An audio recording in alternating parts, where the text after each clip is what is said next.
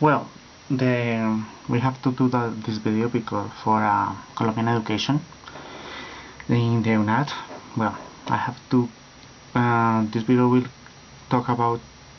Will have two parts. The first part is I'm going to mention the author's point of view, and the second part I'm going to mention my point of view according to the author's point of view. Well, the author's point of view, I think, I saw that he mentions that in education the students are turned into robots. They are not allowed to think critically, to think individually. The school is killing.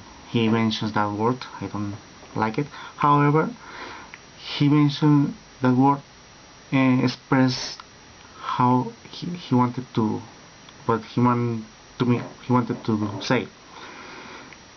The students are not allowing their students to think in a creative way, in an individual way, to be intellectually, to think critically.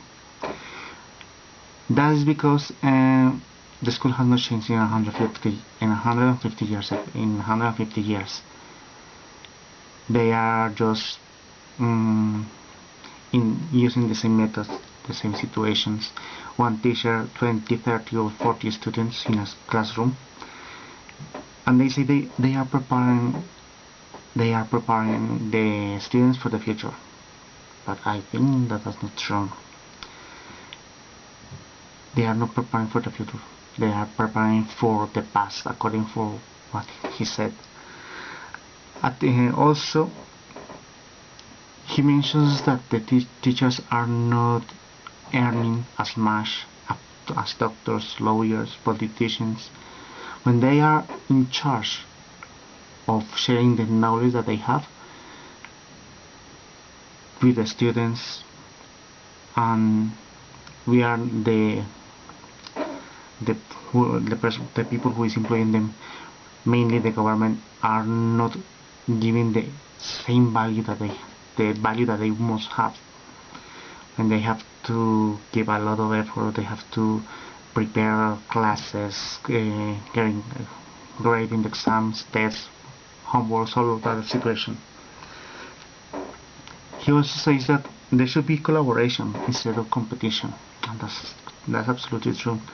You are competing in a same every day, in a same school with your classmate, even with your best friend. You are competing to get the best grade possible. Also, they have to think with the government and the people who is in charge of the educational system. They have to think that the 20% of the population is in the schools or in universities, but they will be the 100% of the population in a short term, in a middle term, on a long term, talking about 5, 10, 50, 20 years. Well, that's the point of view of the author. From my point of view, I think that it's exactly the same when we talk about the Colombian education. We have to see that if someone thinks or believes that the system is not working, is just called as a revolutionary or something like that, using terms that are not good for that person. Also, I saw that there were some similarities between both educational systems, United States and Colombian. And the main point is that the government says that the best educational system in the world for them is the Colombian or the North American.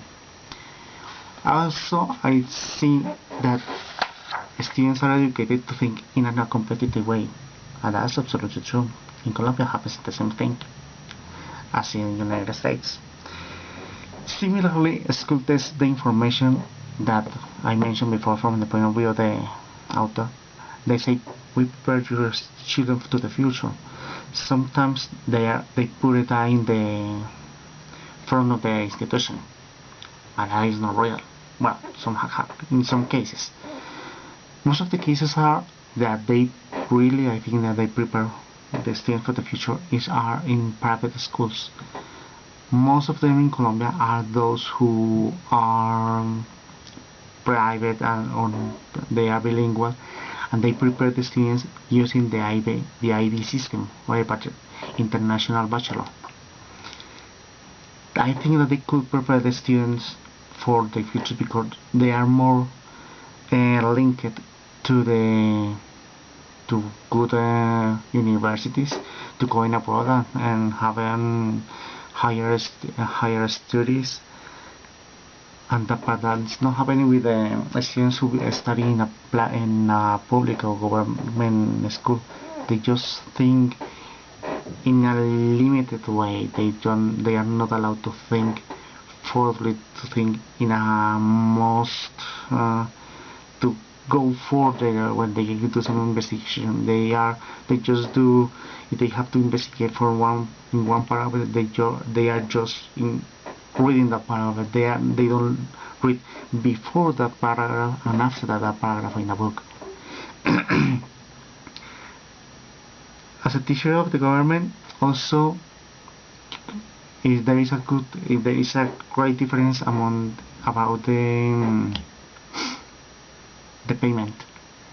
They take the difference is huge between those situations, and there's not fair for them. That's for that reason I think that the Finnish school or the Finnish educational system is the best one in the world, because their teachers are well paid, and therefore the students are getting better the knowledge. Also, they prepare the student for the future, and the students are not competitive, they are collaborative, and that's something that is good for the education, for any educational system. Okay, thank you very much.